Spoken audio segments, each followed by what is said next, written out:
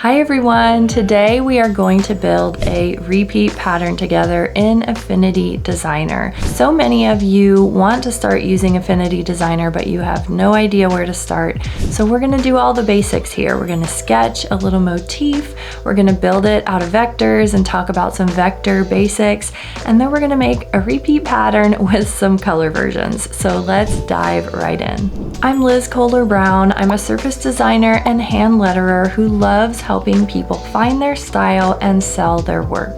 It's fine if you have no idea how to use Affinity or you don't even have Affinity on your iPad yet, because I'm going to show you the super basics that anybody can do. So let's dive in. So we're starting out here on the Affinity Designer gallery page. And you'll notice here that I have things organized into folders, also known as projects in Affinity. I want to note that I have a whole free course where I show how I organize things like this. So I'm not going to dive into every aspect of Affinity here in this video, but you can learn about that in my free course linked below. For today, we're going to dive right into making a project. So let's press New document, and then we need to choose a size here. So honestly, you can work at any size you want if you're going to work with vectors, because you can easily resize this. For today though, I'm going with 3000 by 3000 pixels. Down here is the document units of pixels at 300 dpi. RGB is pretty standard for most print uses, and I don't mess with anything else. It's all just the settings that you'll see when you open the app. So I'll press OK to open that doc. And let's go ahead and start designing our repeat pattern. So I'm going to grab my Apple Pencil, and then up here on the top, you'll see that you have the option to tap this little blue square to use Designer, which is vectors, or Pixel, which is just going to let you do some sketching. So you may want to start by just doing a sketch and getting an idea of what your repeat's going to look like. Over here in the brushes section, you can navigate over to a kind of pen or pencil you want to use. Doesn't really matter here, whatever you like, just test these out. You can use the sizing sliders over here on the left. And then I'm just going to draw half of my repeat because I'm going to do something symmetrical. And so I'm just starting out trying to get like a basic shape. It's going to have this like swirl shape. You can follow along with me and just copy exactly what I'm doing, or play with kind of making your own thing here. So it's going to have like a little leaf situation going on. So if you want to go find some like Art Nouveau style motifs or something else, or maybe you just want to wing it, that's fine too. Could be a cool like lotus flower or whatever you're in the mood for. I'm kind of thinking about Art Nouveau and that really fluid style that you see all over Art Nouveau artwork. A lot of times they have that little circle here, and then that circle kind of swishes around. So if you want to just copy this, you can. If you want to do your own thing, you can do that. These are just some simple little leaf shapes, simple circles, a swirl, and we're good to go. So that's one side of my repeat, and then we'll just duplicate it for the other side. But we only need to make one side, right? We don't have to draw both sides or vectorize both sides at the same time. We'll just get started with this simple shape. So now we're ready to work with vectors. Let's go back to the vector persona by tapping that little square and tapping Designer. Now, if I go over here to the layers panel, you're going to see we have a pixel layer here, and now we're going to start drawing with vectors, and that will create a new layer. So you might want to know where that little layers panel is, and if you hold down the question mark here, you can see what all the tools are all over. So you never have to wonder in Affinity what the tools are, just hover on that little question mark. So let's start by doing what I would consider the most simple aspect of this, which is a circle. So I'm going to tap the square, and that's the shape tool here, and we'll tap it one more time to get an ellipse. And so if you press the question mark, you'll see that's either called square or ellipse, depending on what you have selected. So I have the ellipse, and I just want to do a little circle right here. Let's create a new layer plus vector layer in the layers panel. And then let's get a color. I'll just get a bright color that's easy for you all to see. Then we can just drag, and I think you can see it's not making a perfect circle. It's making an ellipse, but I want a perfect circle, so I'm going to hold down one finger, and that constrains the proportions. So we're going to go over a lot of gestures like that as we go through this class. So one thing you're going to notice is this little snapping feel. It's like snapping to the middle of the canvas. If you don't want that, turn off the magnetics up here in the top. Personally, I don't want that right now, so I'm just going to turn that off. So that is the first part of my repeat. Now, for anyone who's never worked with vectors, vectors have a fill, that's the inside, and a stroke, that's the outside. And right now my stroke is a little pink circle. And if you want to go to the stroke menu here and increase the width of it, you can make a bigger stroke. But what I want to do right now is just turn that off by clicking on the white square with a line through it. That means no stroke, also known as no border for anyone who doesn't normally work with vectors.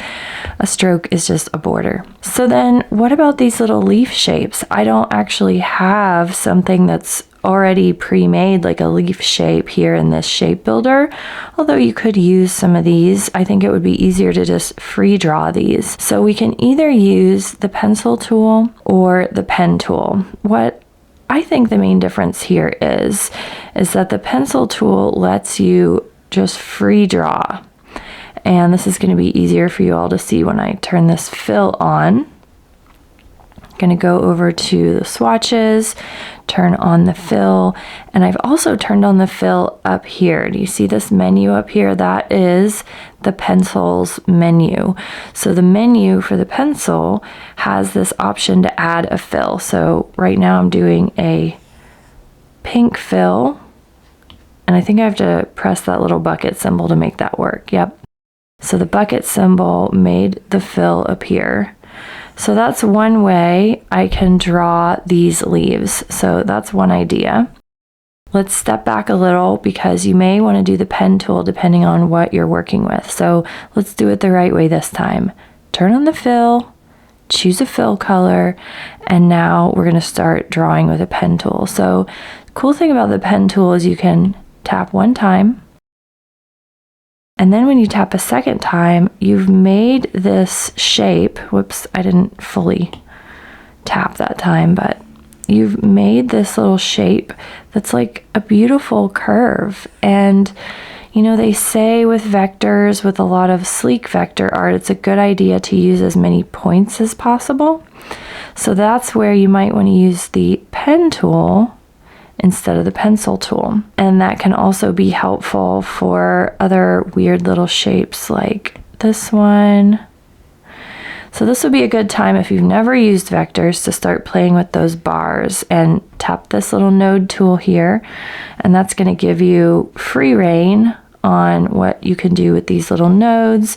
Move these little guys around, move the bars around, just so you can get a feel for what happens to your vector. If you go in, it makes a tight angle. If you go out, it makes a big wide angle. So play with that. I would recommend doing both the pencil tool and the pen tool with these little tests, just like I've shown you. And then you can have this freedom to either do more sleek shapes or do more like hand-drawn shapes. So I'm going to be using the pencil tool because I'm more of a free-form kind of girl. So that's what I'm going to do. I want to mention one thing here for anyone who's never worked with vectors before, and that is that there's kind of a no-no in vectors that is not finishing your vector shape. And you can see what happens here. If I don't meet these 2 points, I get this little red node, and I need to drag it over to complete the shape. So let me show you a bigger version of that for anyone who didn't catch that. I'm drawing a circle, and I don't go all the way to where I started, right? I'm like not all the way back to my starting point, which leaves this straight line here. So if I press the node tool, which allows you to edit nodes, we can go right back into there. So I think that you all probably have a feel for the pencil tool. So decide which one of those you're going to use. Let's do one last tool before we move on though, and that is the brush tool. The brush tool allows you to go over to the brush menu and choose some different kinds of strokes. Now I want to note that these don't transfer well to other apps that work with vectors. So if you know for a fact you're going to be going over to, for example, Illustrator, you probably don't want to do one of these kind of vector brushes because it's not going to transfer over to Illustrator, whereas your pen tool and pencil tool vectors will. So I'm going to let you guys, choose whatever you want. I'm not going to tell you what to do here. So I'm going to start by creating my vine and my leaves with the pencil tool, and then we can go through and edit those nodes afterwards. So I'm going to take my time here drawing this vine and keeping it super loose. And then I'm going to repeat the exact same process with my leaves. So I will meet you all back when we're all done with our vines and leaves.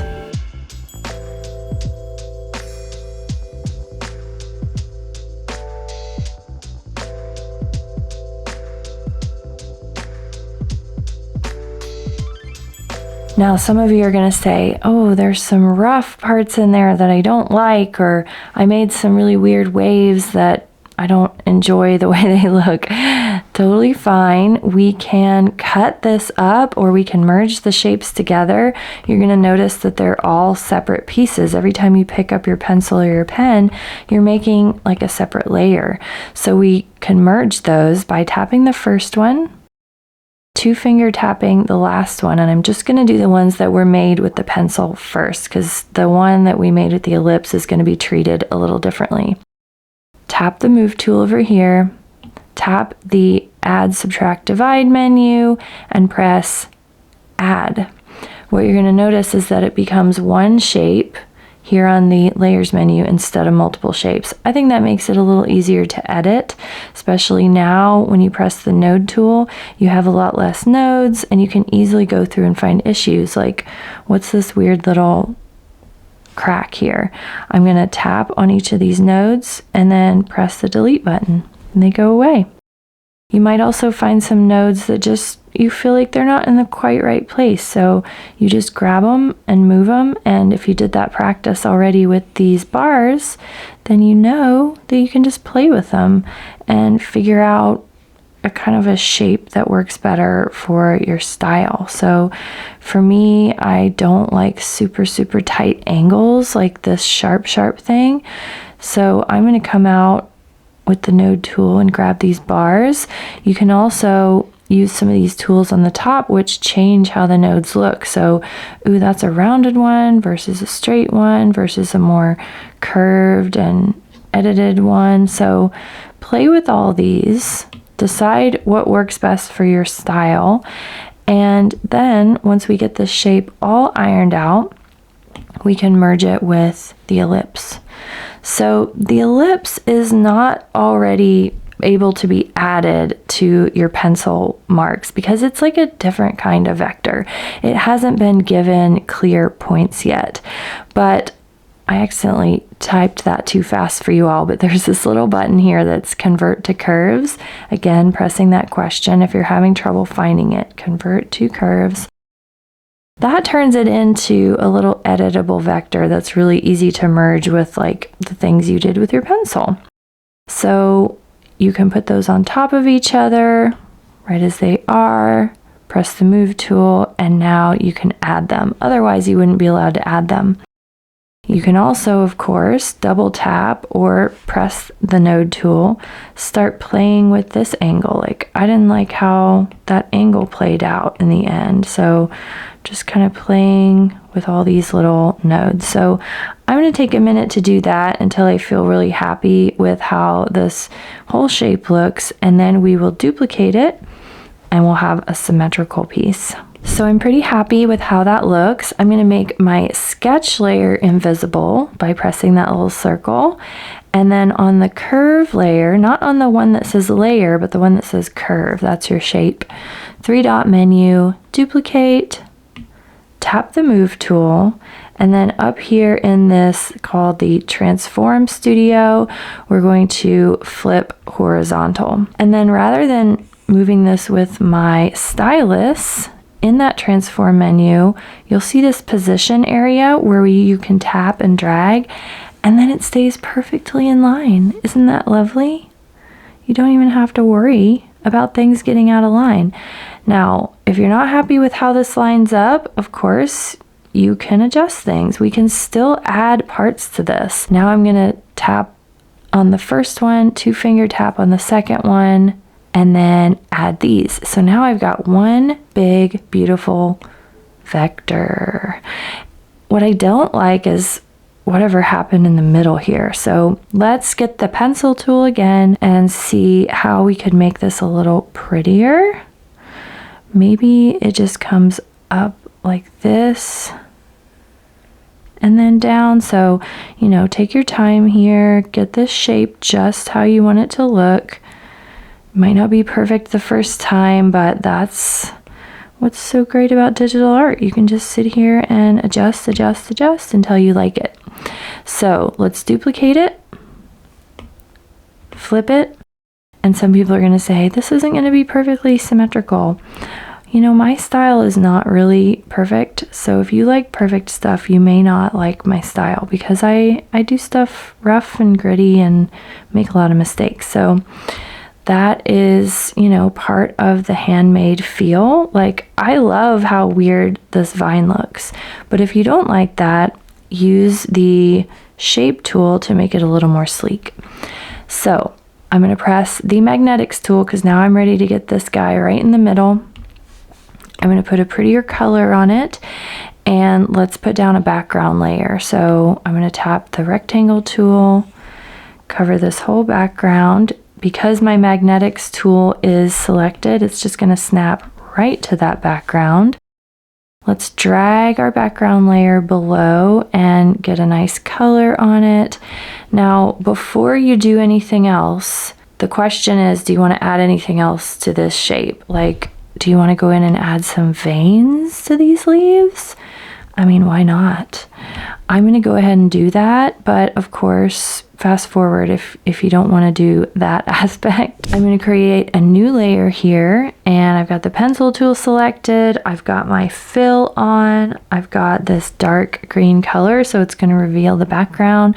It's almost like that damask style. So I'm just going through and putting these little vines in, and I know it looks like I'm erasing, but I'm not erasing. I'm adding shapes that are the same color as the background. So if you want to do this, just select your same color that you're using on your background, and then you've got these nice pretty little shapes. So that's my kind of decorative inner part. Just like we did before, tap the first one, 2-finger tap the last one, move tool, and add. So now those inner parts are all one big shape. Let's get organized before we start going wild here with creating a repeat. So let's get rid of stuff we don't need. We don't need that extra layer. We're going to select by swiping everything that we're going to keep. So we've got background layer, shape layer, and we've got those inner parts.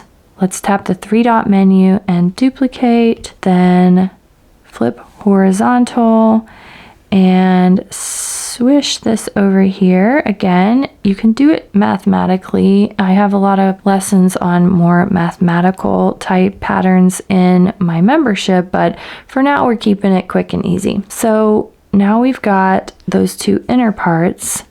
Let's tap the menu and add. At this point, I think it's easiest to group all of these. So I've tapped the first one, 2-finger tap the last one, and then group. So we've got this nice little group that has everything in it. Now within that group, I want to group my motif. So I've got the inner parts and the outer parts. Tap this little menu and tap group. So we've got one group that has a motif, but that whole group is the repeat pattern. Just keeping my work organized here. Let's duplicate our motif group because now we can start making a pattern. So I'm going to take this up to here, and I'm just using the magnetics tool. And if I zoom in, I think you all can see a little better that the dots that are on the corners of this element are just snapping to the edge, and I'm getting these little snapping lines. It snaps right to the edge. And so that's the first part of my repeat. So now that we have that motif right there in the corner, let's go ahead and put the same motif in the other corners. So I'm going to either tap this inner one or tap the one in the corner. I think it's going to be easier to tap the one in the corner, but you know, people make repeats differently, so do your thing. I'm going to tap duplicate, go to the Transform Studio, go to the X axis, which is the position section, plus 3000, and there it goes. Now, this is a cool thing about Affinity. I can select both of these groups, 3-dot menu, duplicate, and then on the y-axis, plus 3000.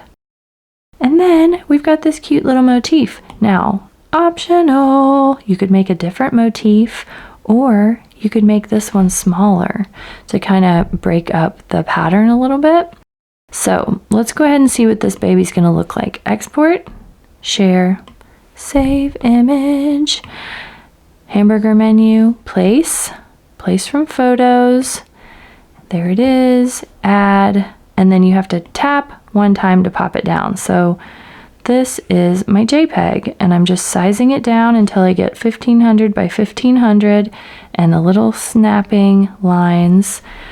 Let's pull that photo layer up and make everything else invisible for now so we can check our repeat pattern. Duplicate, duplicate. Affinity has a memory, so if you go duplicate, move, next time you duplicate, it will move it for you the same distance. So sometimes helpful, sometimes frustrating is what it is, guys. All right, look at that cute little pattern. Doesn't that look like damask, like you'd see on the walls of like the Sherlock show? Anybody Sherlock fans?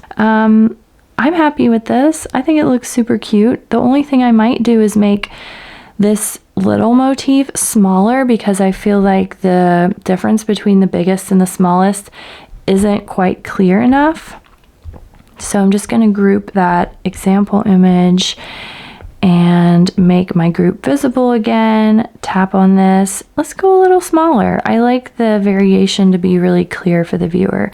So that's my final repeat, ready to upload to print on demand or sell to licensors who need vector patterns. Now, before we move on, I want to show you guys that you can make much more complex repeats with a lot of other parts and do some kind of like advanced color changes and things like that. So the cool thing about working in Affinity is you can use this live pattern preview, which actually allows you to see what you're doing over here on the preview as you work. And that includes being able to adjust these things and being able to, you know, try different color versions like that. So I share how to do this inside my membership, and you can watch it right now with a free trial. You can dive right into that membership and learn how to build this live pattern preview with me right now. It's a few more steps than we could cover in this YouTube video, but hopefully now you're addicted to Affinity and you're just dying to make more repeats. I make all kinds of complex repeats using this process. You can go as simple or complex as you want. And it's just so helpful, you guys, to be able to see what you're doing as you're building it. That is why I love Affinity. And of course, I love to be able to license these when a company asks me for vectors, it's just really easy for me to come in here and export a vector file. It's question time. This is the time of the video where I like to answer your questions from the comments on my videos. So go ahead and leave a question right now if you want me to answer one of your questions in the future. This is a question on my tiny house tour, and she says, "So glad you were finally able to make your dream happen. I've just subscribed to your channel. Might it be appropriate to ask what design program works with your iPad and what state you live in? I'm almost 72 and I've been down many paths in my life. As a single mom, I had a window painting and decorative painting business, and I sold hand-painted glass and plein air fine landscapes. I also took a class in Adobe Illustrator 6 years ago, and my old MacBook is now defunct. What can I do with my iPad? Your tiny studio is precious." Thank you so much, Marietta. I love your message. I love hearing personal details from you all, so please share those with me. I want to mention first, if you haven't watched my tiny house tour, anyone out there, check that out. I show you inside my studio, what's all around me here in my tiny house studio, and how I got from making zero money from my art to being able to buy my own tiny house studio. All that being said, let's answer her question. What can you do with your iPad and what apps should you use? Personally, I use Procreate for a lot of my really textural stuff, things that have a lot of layers, or I want to use some kind of realistic technique like gouache or block print or hand lettering, textured kind of gritty stuff.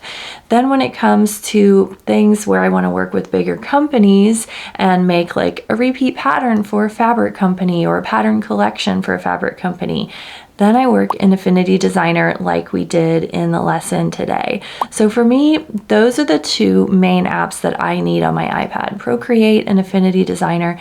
Those are also the two apps that I cover in my membership from square one to being an expert. And you guys can check that out with a free trial right below. You can start watching classes right now. So go ahead and dive into that. So I hope that answers your question, Marietta. I would say Procreate and Affinity Designer are a must, and they're both one-time purchase, no subscription, which is pretty awesome. A lot of people like Adobe too, but then you have to pay that subscription, and I do feel like the current versions are missing some of the features that I personally need, like the live pattern preview that Affinity has. So I hope that helps. So once you make your repeat, you're probably ready to share it. So you can export this image by going Export, Share, Save Image as a JPEG or a PNG or whatever kind of file you want to use. Go to your Photos app, pull up that image, edit, crop. If you want to crop it for social media, you can do something like the 16 by 19 vertical, and you could share that and tag me so I can see it. I'd love to see what you make, and I'd love to see your color versions. I hope you all enjoyed this iPad art break. Remember to subscribe so you can get these in your inbox every time a new iPad art break comes out. Remember to share your repeat with me on social media and tag me at Liz Kohler Brown. I'll see you next time. Bye. And if you liked this lesson, you may also like my sellable graphics video where I show how to make sellable vectors, and my video called What are Vectors and Do Surface Designers Use Them? So if you need a primer on vectors, or you've never even heard that word, you're like, what is a vector? Go ahead and check that one out.